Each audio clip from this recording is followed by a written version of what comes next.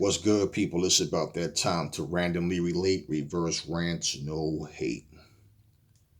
Y'all, I just want to show y'all something, man. See that dude right there? See that shit? It's my favorite dude in the world, man. Anyway, listen, y'all. Just having some fun. Um, Look, just had a discussion with some people, some good people, and one fight that's like kind of quietly being talked about, kind of like a dream fight right now, is Benavidez versus Plant. And we were in a pretty big area. And let's just say, out of about 30 people that was in the conversation, out of the 30, I would say maybe like 22 or 23 people felt like Benavidez will beat Plant. He'll knock Plant out. He's too strong for Plant. This is what they were saying. Now, the people that think Plant will win is because they feel like he has superior boxing skills. Now, personally, me, I always say it depends on what what you bring to the table the night of the fight. Um, yeah, in my opinion, Plant is a better technician. He's more skilled. Um, he gives great angles. He's quick. Um, he throws combinations well. He's a volume puncher. He's not heavy handed. He's not that one punch knockout artist. Benavidez does pack power, but Benavidez, even though he's a solid fighter, can't take nothing from Benavidez. Benavidez does have the power edge, yes. Bigger, taller, yes. Probably overall stronger. I don't know. But that's not all it's going to take to win a fight. Now, who has enough to beat the other at best? Hopefully, we get to see one day. You know, well, like I said, the advantages that Benavidez has, he has quick hands himself. Um, he has power. And he comes to bring that fight. Caleb Plant, he can box. He can fucking box, man. And it doesn't matter about one who has the heavier hand so much. Now, I know that when people watch Caleb Plant, and there's times where he, like, in the long fight, in the distance, like the championship that he won, for example, there's times where his trainer was telling him, all right, you're slowing down, so don't throw so many combinations. He's like, right now the stick is the most important thing, and he was telling him, use that jab, keep that distance, just keep him back, just keep distance, separation. And eventually, instinctively, you're going to catch the guy with something as he's coming in and trying to get past that jab, because he's going to open himself up, and at that point, you have opens to get at him. But he was saying don't initiate pretty much the combination so much right now because he's slowing down and he might counter you, which was not bad advice. I know that the commentators were saying that, oh, I don't agree with that because he needs to he's trying to take this man's title. He had to show that he wants it. He's not telling. Now, I understand his point too, to where, because yeah, the judges could say, well, yo, he took his foot off the gas and he didn't keep going. But also understand, his trainer wasn't telling him to just coast and try to coast to a victory. At that point, he was telling him you're slowing down. So obviously, when you get that second win, as fighters, it's instinctive, man. And it was times where he had got caught with some big shots. Now that same guy, I forget the guy's name, that beat Caleb Plant took his title, but they was all saying he was going to knock Caleb Plant out. He hits too hard. Caleb's is a he's a little slap fighter. He don't hit hard and all this shit, which I don't believe that he doesn't have power. That's bullshit. And the first thing people started doing was saying he kind of reminds them of Mayweather the way he boxes. And I'm like, right. And that's where the hate comes in.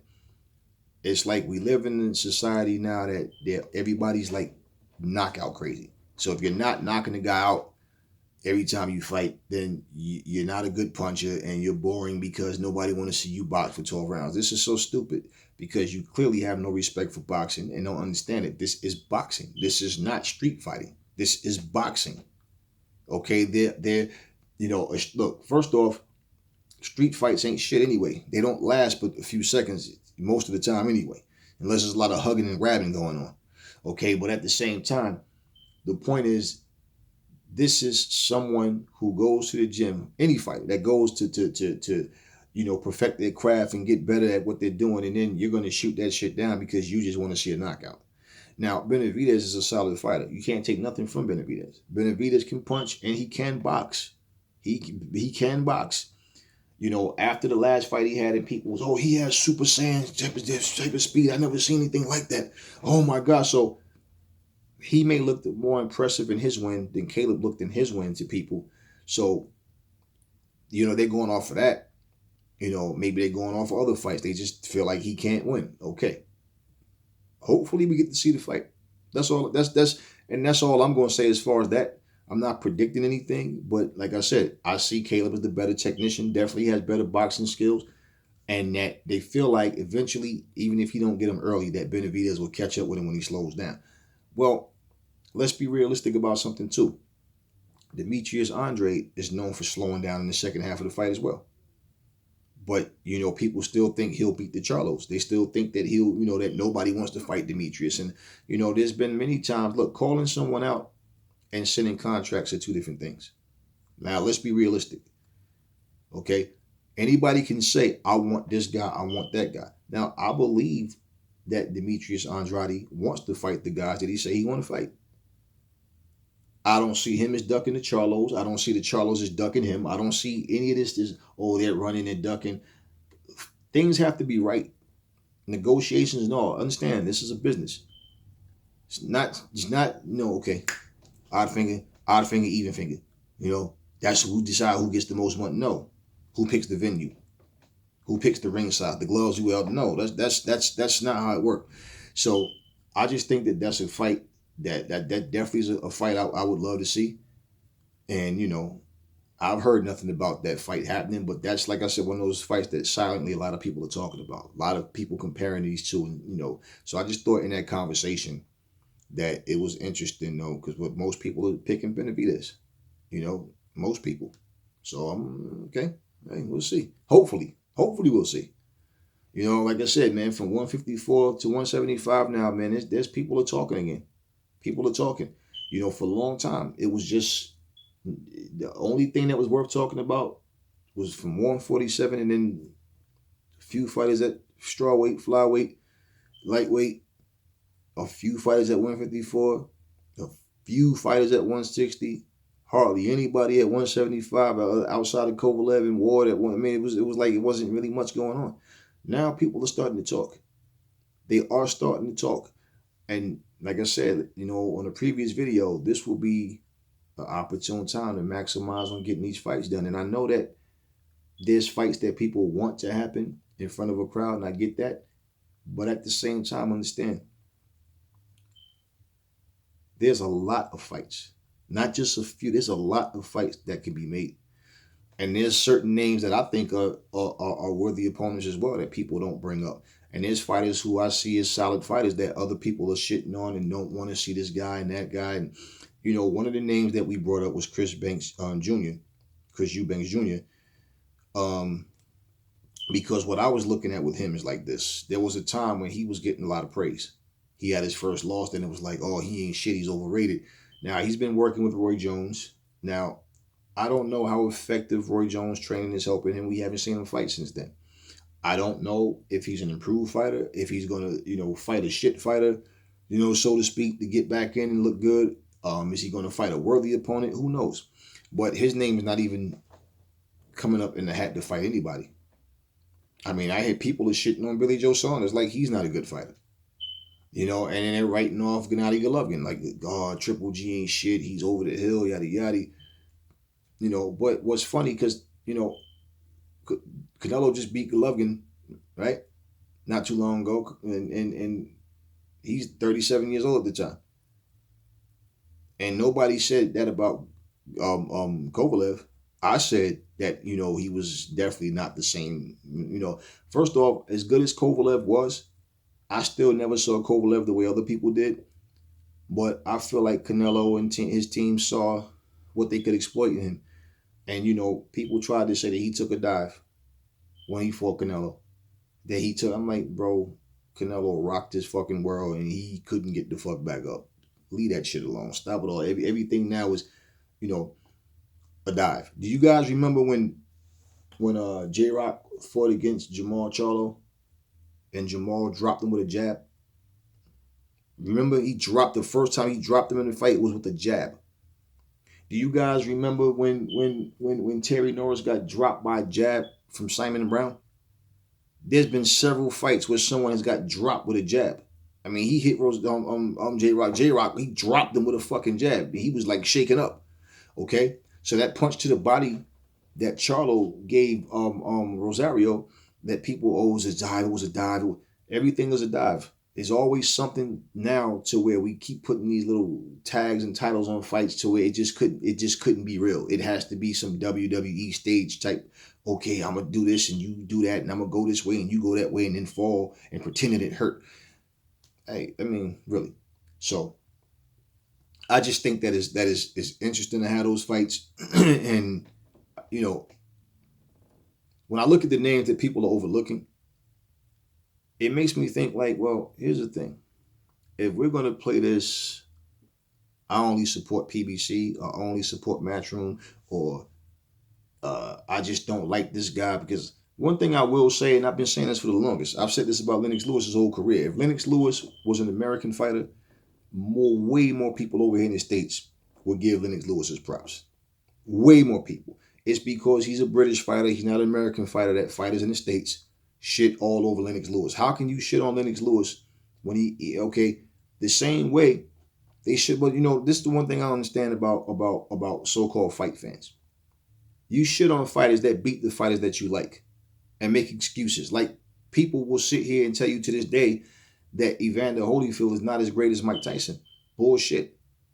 Not only did he beat Mike Tyson twice, Evander Holyfield has a better resume than Mike Tyson.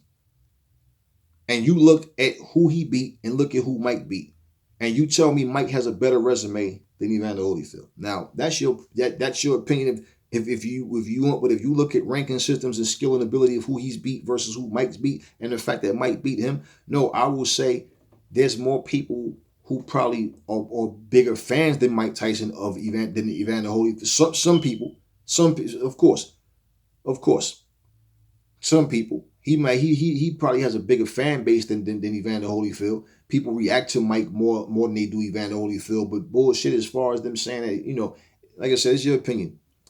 I don't even think that's opinions of people being realistic, though. I think it's just more if they just like Mike more. But guys beat. I remember when Felix Trinidad fought Bernard Hopkins. Before that fight, I remember I racked up on some money at work that for that fight, because nobody thought that Bernard Hopkins had a chance to win. And he was 37 when he fought Trinidad. And I remember saying, man, he's going. I said, listen, I saw Bernard Hopkins fight many times. And Trinidad was a good fighter, but I never saw Trinidad the way other people saw him. And I said, the only way I see Hopkins losing this fight is if he just gets overwhelmed by the event itself and just go in there and just choke. But otherwise, from what I seen, man, he should beat the brakes off of Trinidad.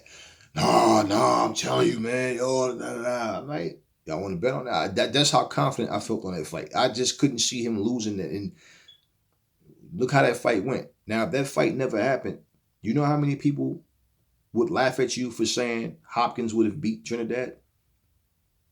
So, there's many fights that if it didn't happen, and then they made the excuse that, oh, that's because Trinidad wasn't a real middleweight. No. He beat William Joppy. He beat David Reed. He beat guys that were actual middleweights. Stop that bullshit. He beat legit with middleweights.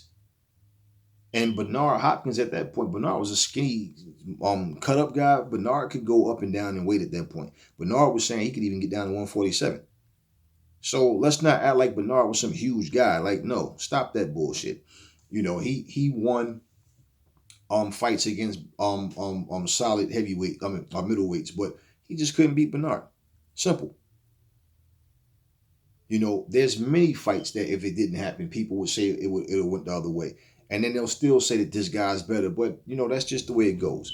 So you notice since Jarrett Hurd lost, you don't hear people really mentioning his name too much. You know what I'm saying? And you got to look at when fights happen. Like when people were saying that same thing. They were saying J Rock was going to destroy Jamal Charlo. You going to see Jamal is overrated. He can't even hang with J Rock going to do this and that, and then J Rock got knocked out. And then what? So when people want you to lose and you win, yeah, they find something to they have to have a go-to card to try to discredit you, but it doesn't change the fact. So I just want to see some good solid fights. And to be honest with you, I think that Caleb Plant versus Benavidez, I think that's a good fight. Regardless to who you think will win, I think that's a good fight. But I don't know.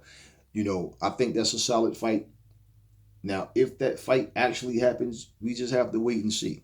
Any of those fights that we're talking about, we just have to wait and see. But it's a fight I'm looking forward to. But I just thought that was interesting because even online, when I look at comments, online, it's more split. It's more split. But there's a lot of people just kind of,